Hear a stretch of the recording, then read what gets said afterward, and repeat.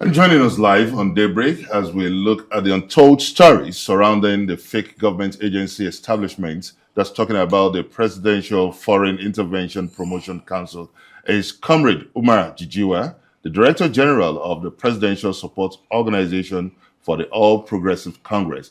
He has a close working ties with the inner workings of governments. So now let's open the Pandora box once again on this Phantom Council.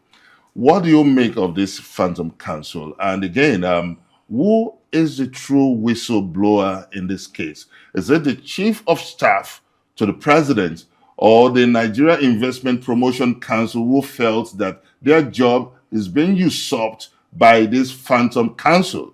Tell us. Thank you for having me. I think it's a mixture of the two.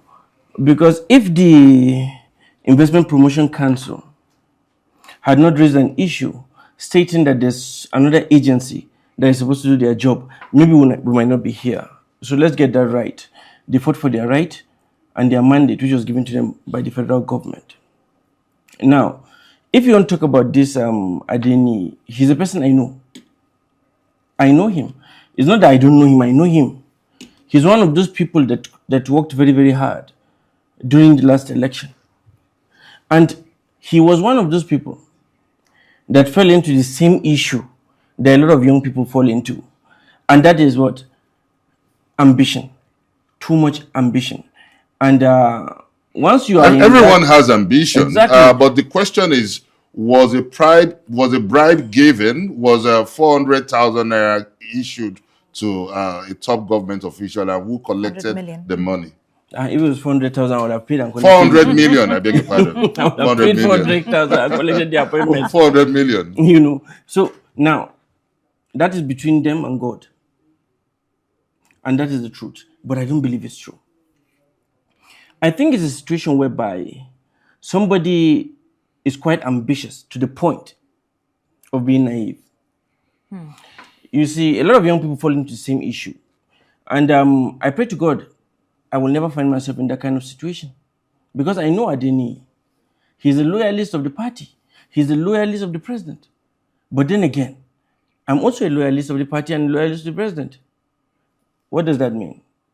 It simply means that I am also qualified to be DG of anywhere, the same way he is. He's qualified. But the issue is this. You cannot go and say you gave a man money through somebody and you don't have any evidence of any money you did. If you had money to give, where did you get it? Because a young person raising that kind of money so quickly like that is a crazy issue, because I know him. This is someone I know. It's not somebody that you have to tell me about. And all right. I know for sure, 100%, that if there is any evidence of payment, it will have been out by now. I don't think it's possible. I mean, that's the choice of the president. What is 400? No. All right. Why does it seem like this investigation has focused so heavily on Prince Adeni instead of the possible collaborators? That seems like a gray area that has been unanswered since this investigation began. You're correct. But you see, you're only speaking about it from the media side of things, not from the intelligence side of it. That is why ICPC are there. They are the ones that are supposed to do that research and find out who are the collaborators. If there is anybody that scammed Adeni, they need to find out how. They need to also understand why you feel it is proper for you to give 400 million naira to get an office, which is supposed to be for you to serve this country, not for you to make money from it. Okay, the question now borders on public institutional accountability, credibility, and integrity. So the fact is that there is an incontrovertible 1.3 billion approved in for this Phantom Council in the 2026 budget. So who approved this money?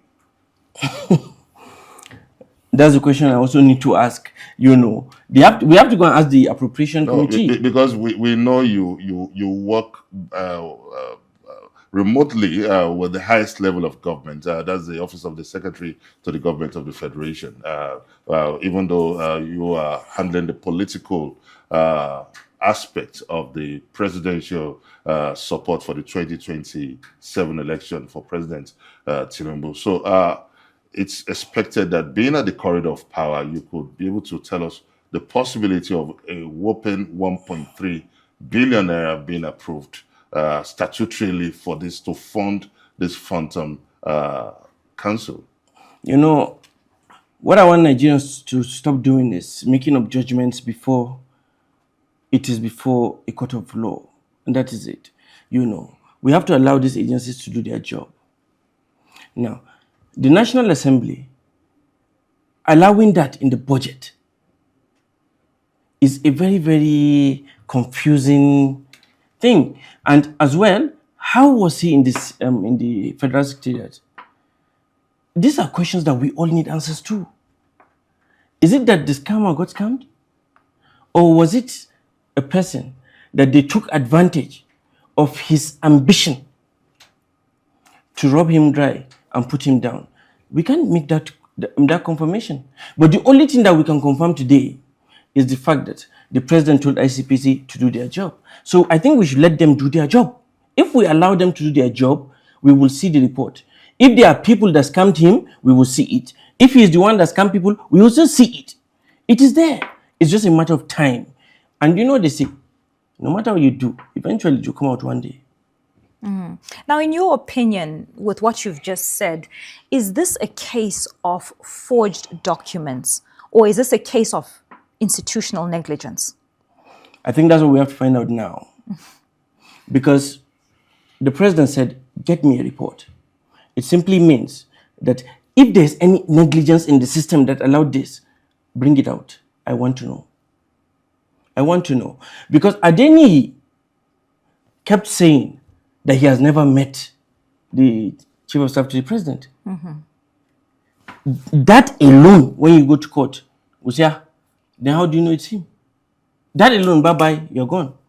You know. But even at that, I can understand sometimes, you know, power, what it does to people. And I know how some young people get so excited when they meet powerful people, you know, or the idea of being around powerful people or working with powerful people and throwing names around.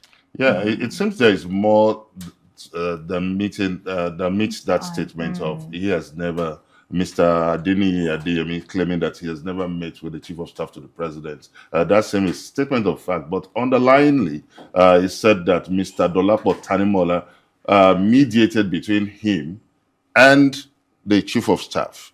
And now the question, does it worry you that within this process of investigation comes the mysterious death of Mr. Dolapo Tanimola? It's quite intriguing.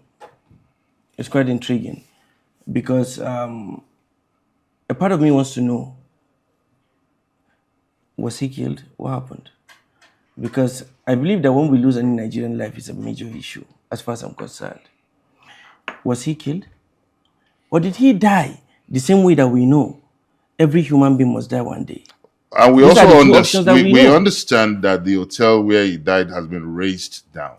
Do you think someone is trying to cover up, to wipe off evidence in this circumstance? I don't know about that, to be honest with you. But I'm telling you. Which hotel? No. They said there was a fire. If a building burns down completely, of course, you will have to take it down so that you can rebuild again. Are you going to rebuild on the same building and just patch it up if you want to do something that's quality? No. You have to take it down and bring it back up. Does it worry you, the death of Mr. Dolapo Tanimola and the close proximity of the building being razed down? No, it does not. It does not bother me at all. You think it's just a mere coincidence? Well, we'll find out eventually. But I don't think, every human being is going to die one day. That's what my religion says. And you cannot even make judgment on people without seeing it completely. Let's not deceive ourselves. both myself, you, and a lot of Nigerians are not really high up there when it comes to the security architecture to actually understand every single thing that is happening. There's so much that we don't even know, that we're waiting to know. And the few that we know personally, as I said, I know him. But do you think that the hotel that was raised down is what investigating, is what probing into? It is. It is. Because if what he's saying is true, then we are in problem. At the same time, there's a saying I used to have before that they said, as a chief of staff or an aide, if everybody hates you but loves your boss, then you are doing your job right. We have to understand that side of it. Because being in public office, such as chief of staff, is very, very dicey. Because the game of politics, everybody knows this. It finds its way into every single thing in this country. We cannot even pull out anything and say that this is free of politics, unfortunately. Okay, but Yolanda. I want to ask you a question on the wider implications of this huge controversy. What kind of message do you think this entire case sends to the international community, to global investors, to people who are looking to work with government agencies in Nigeria? Right now, it cannot be denied that the reputation of Nigeria is at an awful, awful place. If you look at recent things that have been happening, such as the xenophobic attacks in South Africa, the type of commentary that has been coming out from that, from different nations concerning the reputation of the country, do you think that, doesn't this mar us as a country? It does, any bad news is not good news as far as I'm concerned, because we are Nigeria. We are Nigeria. We're supposed to be the most powerful country in this continent. We're the heart of Africa. We shouldn't be having issues that are going to spoil our image internationally. But then again, at the same time, just a few months ago, we saw the president of the United States say that there's, genocide. And then some days ago, the same president said he's happy to work with our president. So which one is it? That's why I keep saying to people, things change. Beliefs change based on facts that you have on hand. If you don't have those facts on hand, you might come up with an assumption. And it is too dangerous to assume. Okay, Mr. Umar Jijiwa, you've reiterated severally in this conversation that the president has appointed the ICPC to take charge of this investigation for 30 days, and we should allow the ICPC to do its job. Given the circumstance in which that in government, a lot of people use proxies and surrogate, and by proxy, this investigation involves someone who sits at the top echelon of the presidency, in person of the chief of staff to the president. Do you think that the ICPC has that political will and the sufficient mandate to investigate that high-level allegation? And do you think we really need a 30 day to get to the bottom of this investigation? Is our procurements, is our expenditures, our fiscal system so weak that we need a 30 days to get to the bottom of this? The truth of the matter here is this. Nigeria as a country, we need to understand the difference between people and institutions. But then again, institutions, what are they? People working together. It is people, human beings, that are these institutions that you're looking at, whether it's ICPC or anything. So it comes down to the people that are in the ICPC on how they do that job. Not for us. If we find somebody that is weak, that is intimidated, maybe so. But let us not forget that there was a time in this same country when Nuhu Ribadu arrested his own boss. In this same country. What are you saying? Are you saying that this? So it comes down to the people that are there. If you believe that the mandate, which is constitutional by the way, of ICPC is real, then nobody is above the law. Nobody. And there is no mandate that is higher than the president. Not in Nigeria. Only God. Not even unmindful of the fact that ICPC reports to the chief of staff by proxy. By proxy, explain to me, I don't understand. Definitely reports to the president. The chief of staff is declaring house up to the president. Okay. The ICPC have a job to do. They invited him and he came. Did they do it in his office? No. He went to their office. You know, at the end of the day, if you stay and throw stones at every dog that barks, you're not going to reach your destination. No, we are coming from the point of institutional memory. You remember when Buhari came into power, he ordered all his ministers that every official memo must pass through his chief of staff. Yes. So now we are looking at an investigation that involves the highest person in the presidency. It is. You know, it's a dicey situation, no doubt about it. But this is the time that we're going to see what we have. We are going to see it for real. You know, Nigerians will eventually judge. Because at the end of the day, the country itself is bigger than everybody, including Adeni, including the chief of staff.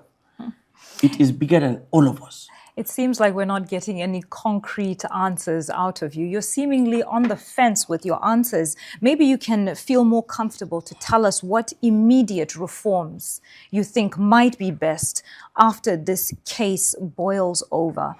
Because I believe many Nigerians are watching and seeking for answers to these very pertinent questions in a controversy that has shaken the nation. Yes. First of all, I believe we have to create an office that is in charge of due process. We have to create an office that is in charge of due process. What has happened before, whether eventually it gets to something or not, only God knows. But going forward, the Bureau of Public Procurement is already doing that. But how strong is it is another question. But continue with your. You're talking about procurement. I'm talking about due diligence, due process. Simple. Now, if there's that office there, because this thing is quite important, you see.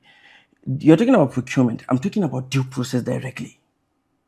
If you are a federal government agency, if you are an agency in this federal government, then that particular office of due process should and would have the authority and the mandate to check up on everything that you do, including the National Assembly, including the presidency, including anything else that you want to do. But due process must be followed, because we cannot come back here tomorrow and start saying, is this agency fake? Is he a fake DG? We are already here today. That's fine, but let's not get back here tomorrow. And that's my point. Let's move on and find a lasting solution to this issue in this country. Sometimes when problems come up, it's an opportunity. It's an opportunity for you to now make changes. And that's how it goes. Okay, now let's look at some of the preliminary findings from the House of Representatives, the ad hoc committee led by Yusuf Gagdi. We've seen contrasting reports. Before the investigation, the CBN came out to say that there was no account for the Phantom Council. Only for the investigation to start, the Yusuf Gagdi investigation, and the head of the banking services, Mr. Ibrahim Hamisu, came out to say that they opened two separate accounts for the Phantom Council. After the CBN had already denied that the Phantom Council could not provide the two required signatories. What do you make of this contrasting revelation or narrative coming from the CBN? I also know that the Accountant General, also spoke about it as well. Yes. There's no public fund that was given to this. And I also watched an interview that my friend Adeni did with Very Dark Man, where he said that they told him this thing is not real, and he moved back. So no money came to him at all from the public purse. Let's understand that side of it. We are dealing with an issue that we are arguing. Is this guy impersonating, or is he real? Is his agency real, or is it fake? Even if I know that the CBN is not like another bank that you can walk in and open an account. That's a question that needs to be answered. So, what do you make of the safeguards now? We are talking about the need, the CBN will claim to have acted on the mandate of the Office of the Accountant General of the Federation. That's according to the last account given by the CBN. And you look at the corridors of this process from the Office of the Budget of the Federation presenting a budget via the National the Assembly aid to the President to the National Assembly, and the National Assembly, which is automatically referred to the Appropriation Committee, and the Appropriation Committee now releasing such funds. So, where is the weak link? Where is the loophole in this whole corridor process of bureaucratic engagement that would have led to this functional pecs? That's the same question I've been asking. Where is the problem? So that we can solve it. So that it doesn't happen again. How did it get here? You know, there must be something wrong somewhere. Because the system must have a weak link. I also know that if we do not look at that side of it, we cannot be accountable to the people. We have to be accountable. We have to explain how this was done. Is it that they allowed it in because they were too lazy to actually check and see whether it's good or not? Is it that? We don't know. Is it negligence? We don't know. Is it corruption? We don't know. All right. Give us one concise answer with this next question. Yes. Who do you think has benefited the most from this PFIPC scandal? Who has benefited? Yes. I don't think that anybody should benefit from this issue. This is a serious issue. Our time is almost up, but what do you make, quickly in 10 seconds, what do you make of the fact that the House of Representatives had invited the National Security Advisor, the Finance Minister, and a whole lot of the Inspector General of Police, and that session could not hold? Do you think that this is a form of interruption to the process? What do you make from that development? I pray that they show up. No, that was last Thursday. That's what I'm saying to you now. Let it be open so that Nigerians can see it, they can hear it, and they can be a part of it. Okay, thank you very much, Ms. Comrade Umar Jijiwa, the Director General of the Presidential Support Group for the President Tinubu campaign, 2027 campaign. Thank you very much for making our time to be part of this very crucial discussion. You're welcome. And that's all we have time for here on Daybreak.